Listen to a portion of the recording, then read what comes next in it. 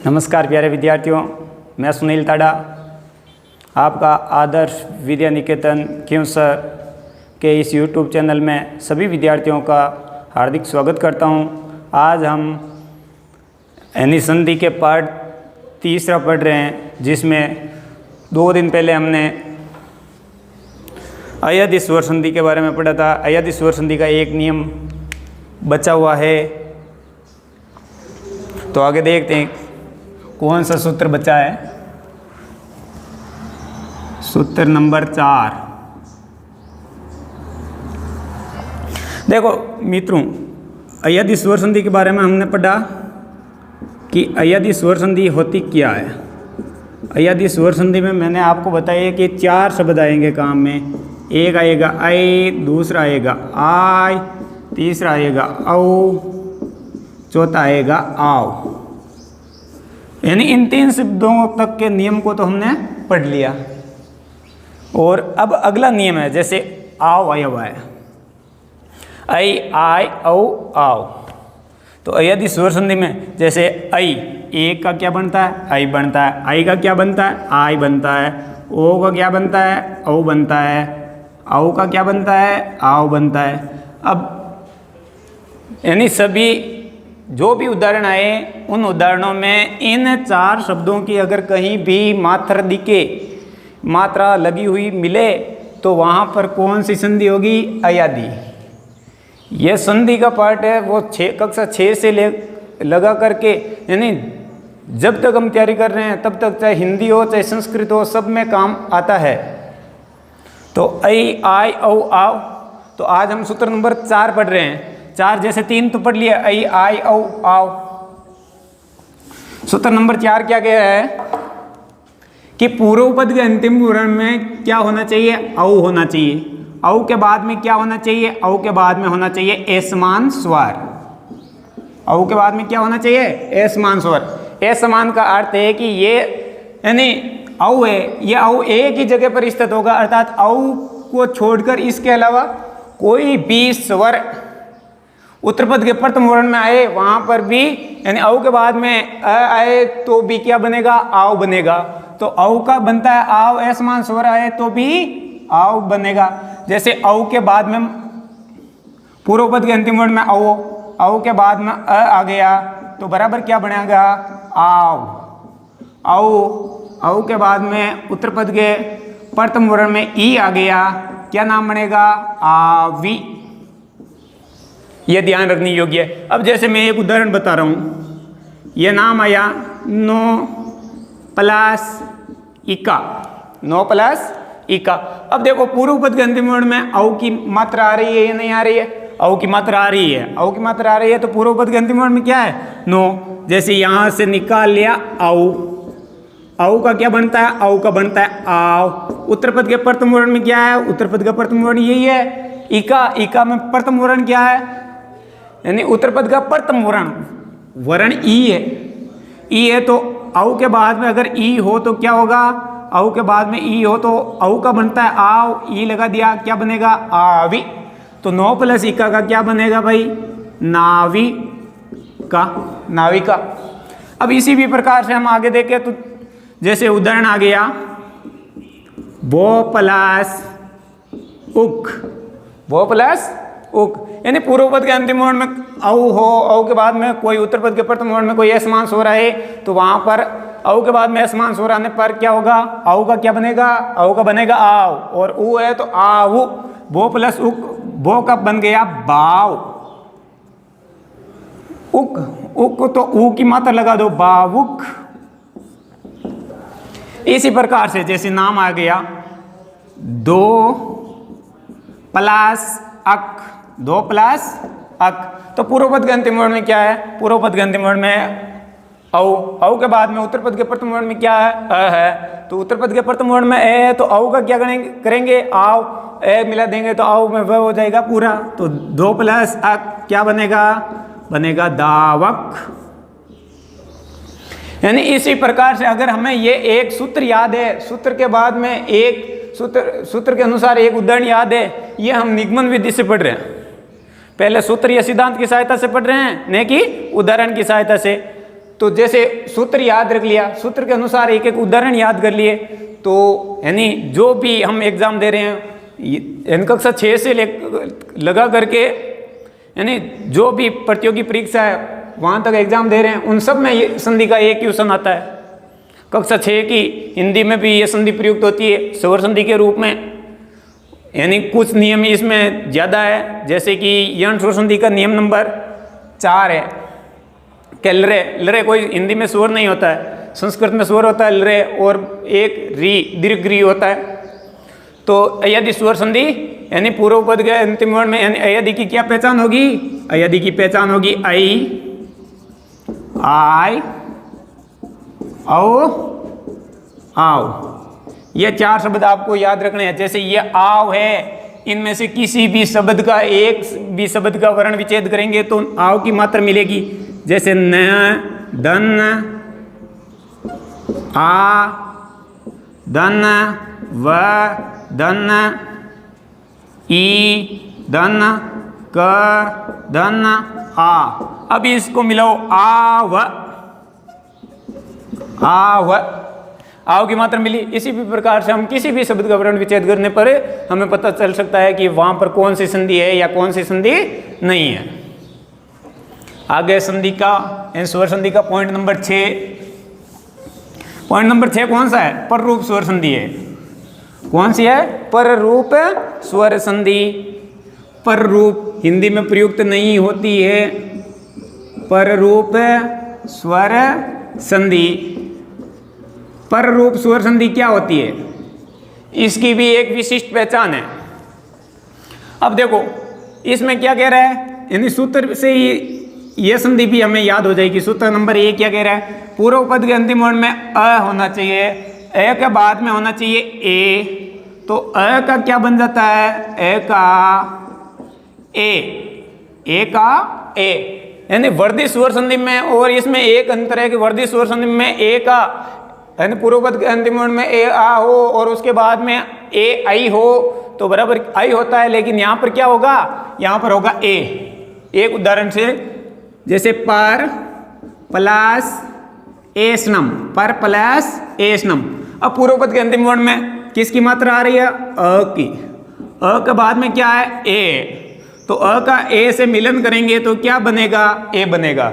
ने की आई, वो एक नियम लगता है कि अ के बाद में ए हो तो बराबर क्या बनता है? आई। वो नियम होता है वर्धी स्वर संधि का। और हम संधि पढ़ रहे हैं पर रूप स्वर संधि।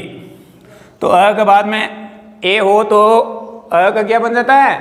ए। तो पर प्लस एस्नम क्या नाम बनेगा? प्रेस्नम। अब इसी भी प्रकार से हम देखते हैं, जैसे पर प्लस एजते, पर प्लस एजते, नाम मिलाओ क्या नाम बनेगा? प्रेजते। अ की मात्रा अ के बाद में ए बराबर ए बनेगा। इसी भी प्रकार से सूत्र नंबर 2। सूत्र नंबर 2 क्या कह रहा है कि पूर्व पद के अंतिम वर्ण में अ होना चाहिए, अ के बाद में अगर ओ हो तो बराबर ओ होता है। यह भी वर्धी स्वर संधि से थोड़ा सा अलग है। वर्धी स्वर संधि में क्या कहता है? दूसरा सूत्र के पूर्व पद के अंतिम वर्ण में अ आ के बाद में ओ औ है तो औ होगा। जैसे जल प्लस औषधि जलोषधि किया, वन प्लस औषधि वनौषधि का किया, यानी इनमें कुछ मात्र संबंधी अंतर है। जैसे उप धन ओस्ति, उपपास ओस्ति यानी दृढ़, तो नाम क्या बनेगा? उपोस्ति। यानी इसी भी प्रकार से, जैसे पूर्व पद के अंतिम वर्ण में अ के बाद ओ हो तो अ का ओ से मिलन करने पर क्या बनेगा? ओ की मात्रा मिली। ऐसा नहीं है कि हम इस ओ की मात्रा मिली कि भाई गुण स्वर संधि में हमने पढ़ा कि एक मात्रा वाली गुण स्वर संधि होती है, तो यहाँ पर भी एक मात्रा ही है, यहाँ गुण स्वर संधि नहीं करनी है। आप ऐसा कर दोगे कि उप प्लस ऊस्ति, इस ऊस्ति का न कोई अर्थ निकलता है न कोई बात, तो आपको क्या करनी है? उप प्लस ओस्ति। यानी इसी भी प्रकार से हमें सूत्र और सूत्र के साथ में एक एक उदाहरण याद रखने से यानी पूरी संधि हम याद रख सकते हैं, चाहे हिंदी की हो चाहे संस्कृत की हो। आगे हम यानी 7वां पॉइंट पढ़ रहे हैं, ये पर रूप पढ़ा। पर रूप का अगला है वो पूर्व रूप है। पूर्व रूप है स्वर संधि, इस संधि की भी एक विशिष्ट पहचान है। अब इस संधि की विशिष्ट पहचान क्या है? इस संधि में ए का अवग्रह होता है। अब इसको हम क्या पढ़ते हैं? ड, लेकिन ये ड नहीं है, ड नहीं होकर के क्या, इसको संस्कृत भाषा में अ बोला जाता है, अनार। जैसे इसका भी सूत्र नंबर 1 देखें। सूत्र नंबर 1 यानी जो हमने पर रूप स्वर संधि में पढ़ा है उससे उल्टा इसमें नियम लगेगा। किस प्रकार से? जैसे पूर्व पद के अंतिम वर्ण में ए हो, ए के बाद में अगर अ हो तो बराबर ए का ए ही रहेगा, अ का अवग्रह हो जाता है। इसको क्या बोलते हैं? इसको बोलते हैं अवग्रह। क्या बोलते हैं? अवग्रह, न कि ड। हम यानी ध्यान नहीं रखते हैं, हम हिंदी की वर्णमाला के अनुसार ही संस्कृत की वर्णमाला में भी इसको ड बोल देते हैं। जैसे नाम आए हरएव, हमें इसको क्या बोलते थे? हरडेव। कहाँ से इसका सही उच्चारण हुआ? जब तक किसी भी शब्द का सही उच्चारण नहीं होगा तब तक उसकी सही संधि भी नहीं हो सकती। अब जैसे इसका हरे धन अत्र, हरे धन अत्र, पूर्व पद के अंतिम वर्ण में ए की मात्रा होनी चाहिए, ए की मात्रा है। ए के बाद में क्या? अ, ए के बाद में अ है, तो यानी चेंज, यानी इनका रूप कहाँ से बदलेगा? देखो इनका रूप बदलेगा यहाँ से।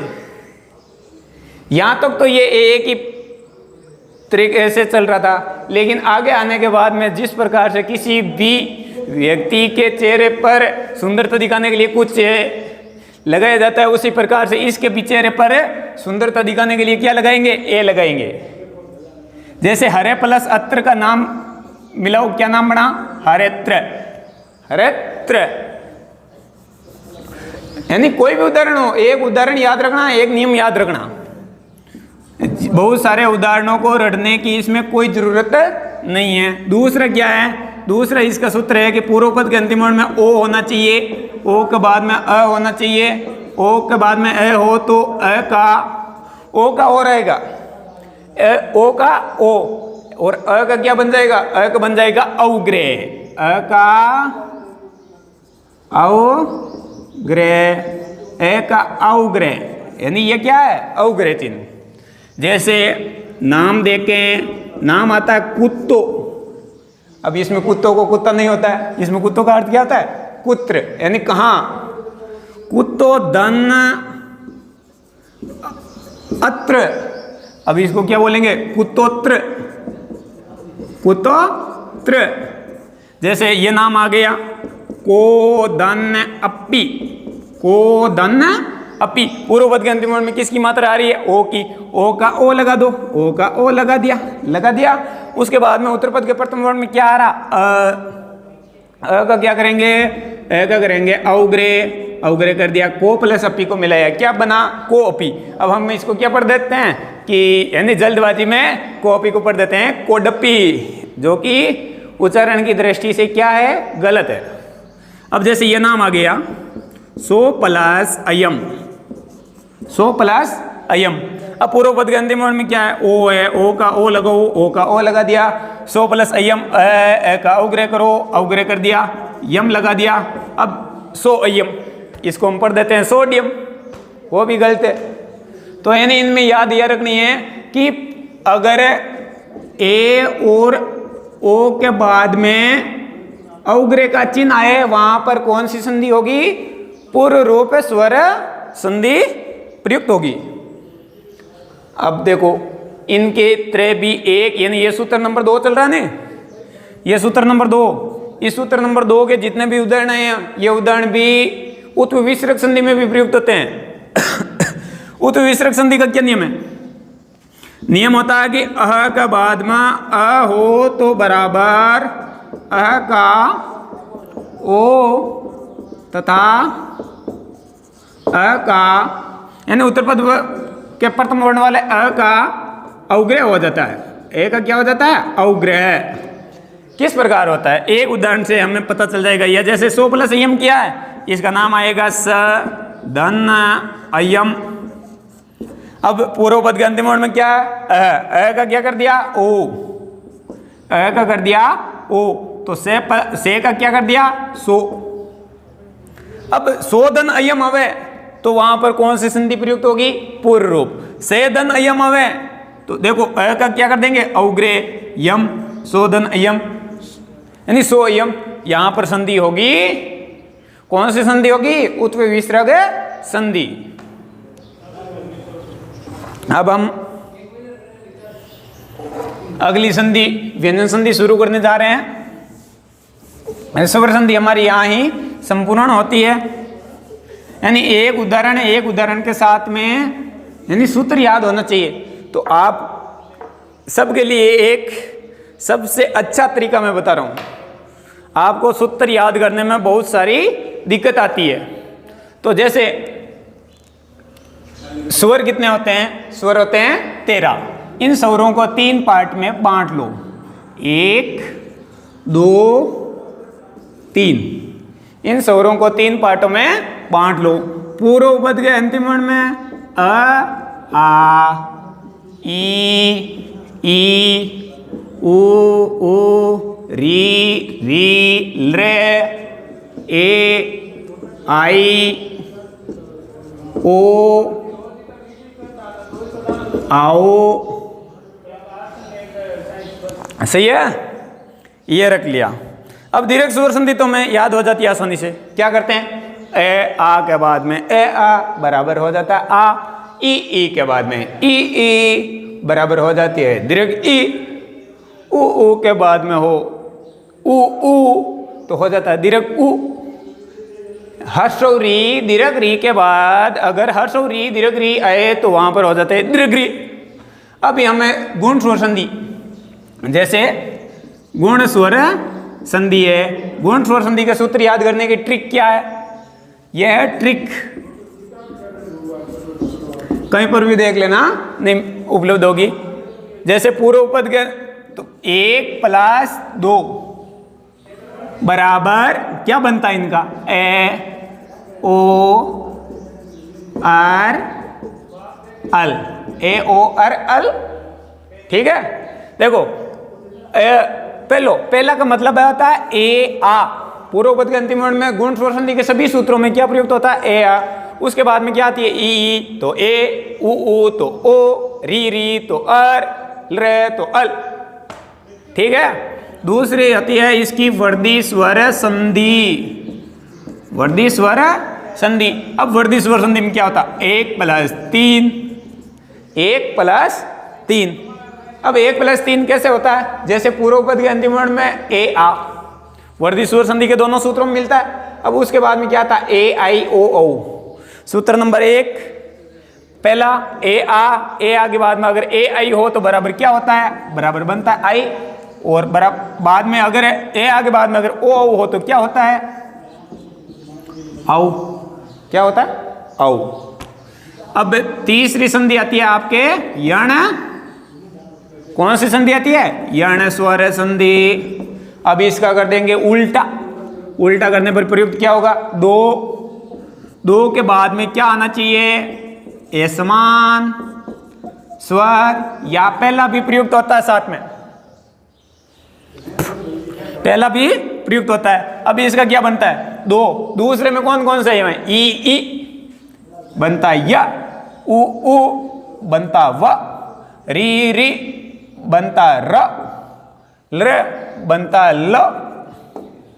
अब दूसरा जैसे ई के बाद में ई हो तो इसके बाद में असमान स्वर आए या कोई भी स्वर आए, ई को छोड़कर असमान का अर्थ होता है कि कोई भी व्यक्ति है एक ही जगह यानी किसी एक समय में एक ही जगह उपस्थित हो सकता है, न कि नहीं 2 जगह पर। तो जैसे ई है तो ई यही प्रयुक्त होगा, न कि यहां पर। य व र ल बनता है। चौथी आती है अयादी, छठी से लगाकर 10वीं तक क्या सभी परीक्षाओं में इन स्वर संधि में अगर कोई प्रश्न बनता है और पूछा जाता है तो इन चारों में से पूछा जाता है। इसका भी क्या होता है, कि 3 + ए समान 3 + ए समान स्वर। 3 में कौन कौन आते हैं? एक आता है ए, जिसका करते हैं क्या करते हैं आई। दूसरा आता है आई, जिसका क्या करते हैं आई। तीसरा आता है ओ का क्या करते हैं औ। चौथा आता है औ का क्या करते हैं आओ। इस ट्रिक से आप सभी के समय की भी बचत होगी और आसानी से ये सूत्र भी याद हो जाएंगे। सूत्र याद होगा तो हमें कोई भी शब्द दे, संधि कर रहे हैं जहाँ कहीं से भी, तो वहाँ पर उन दोनों शब्दों को जहाँ से भी अर्थात वर्णों को पृथक कर रहे हैं यानी अलग अलग कर रहे हैं, उनका अर्थ निकलना अनिवार्य है। ठीक है, अब हम पढ़ते हैं व्यंजन संधि। नहीं, ये चार संधि का सूत्र जो लिखा हुआ है यही याद रखना है विशेष तौर से। अब हम दूसरी संधि पढ़ रहे हैं। कौन सी संधि है? व्यंजन। दूसरा पॉइंट व्यंजन संधि। अब देखो इसमें और हिंदी में एक अंतर है। हिंदी की संधि में व्यंजन के अलग अलग भाग नहीं आते हैं, बल्कि सीधे ही सूत्र प्रयुक्त होते हैं। सूत्र अर्थात नियम। कहीं पर भी देखने पर, जैसे पटवार की कोर्स की हिंदी की किताब है, रीट की हिंदी की किताब है, रीट की संस्कृत की किताब में ये प्रयुक्त होगी। चाहे जितनी भी किताबें हो, छठी की हिंदी की किताब है, 7वीं की हिंदी की किताब है, सब किताबों में। तो अब जैसे व्यंजन संधि, अब व्यंजन संधि का क्या होता है? इसमें एक नियम, स्वर में क्या मिलता था, यानी दोनों ही पदों में स्वर का मेल। इसमें क्या होगा? पूर्व पद के अंतिम वर्ण में, यानी एक व्यंजन के बाद में क्या हो? एक व्यंजन हो या स्वर हो, या क्या होना चाहिए? स्वर होना चाहिए। तो बराबर वहां पर कौन सी होगी? व्यंजन होगी।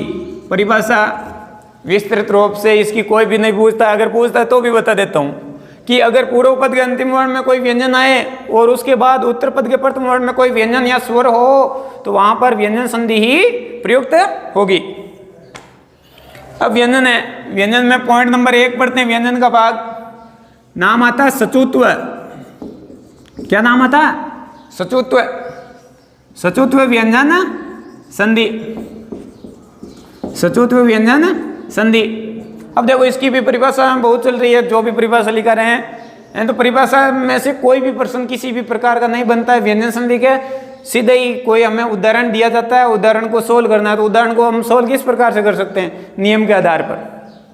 अब सचुत्व व्यंजन संधि है। सूत्र नंबर 1, सचुत्व में एक इसकी भी ट्रिक है। सचुत्व में याद रखना है आपको, सच कहीं पर भी स आधा मिले या कोई चे वर्ग आधा मिले, वहां पर कौन सी संधि होगी? सचुत्व। जैसे पूर्व पद के अंतिम वर्ण में स हो, से के बाद में च वर्ग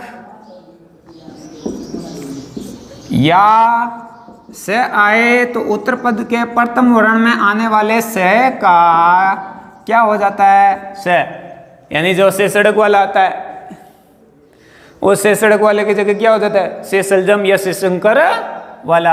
अब जैसे इसका भी यथा देखते हैं, यथा यानी जैसे देखते हैं, देखने से क्या पता चलेगा? जैसे नाम आ गया हरीश धन सेते, हरीश धन सेते, तो पूर्व पद के अंतिम वर्ण में क्या है? स। उत्तर पद के प्रथम वर्ण में च वर्ग या स, तो स। तो पूर्व पद के अंतिम चेंज कहां पर होता है? पूर्व पद के अंतिम वर्ण में आने वाले से का, तो से का चेंज किया, क्या नाम बना? हरीश। से है, से आधा है, हलंत है, तो आधा हम भी कर देंगे हरीश सेते। सेते भी नाम है आगे, सेते का सेते लगा दो, हरीश सेते। इसी भी प्रकार से हम देखें तो दूसरा, जैसे कस धन चित्त, पूर्व पद के अंतिम वर्ण में क्या है? पूर्व पद के अंतिम वर्ण में है स। स के बाद में क्या है कि भाई च वर्ग या स हो, तो बराबर स का क्या हो जाता है? स, यानी से सड़क वाले का क्या हो जाता है? से शंकर वाला। यानी पूर्व पद के अंतिम वर्ण में जैसे स, कस, चेंज ये होता है, कस की जगह यानी स आधा, आधा से कर दिया।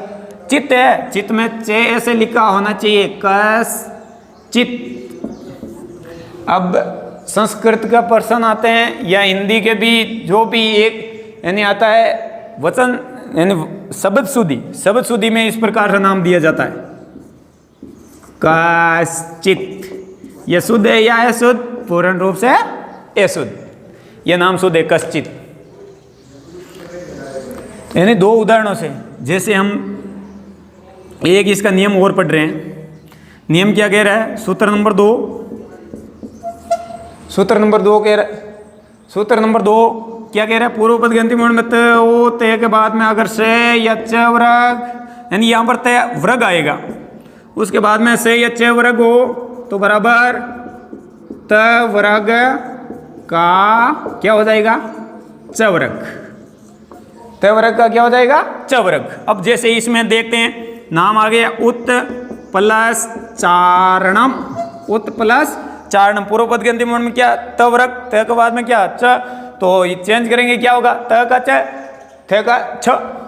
तो उत प्लस चारणम का क्या हो जाएगा? उच्च चारणम।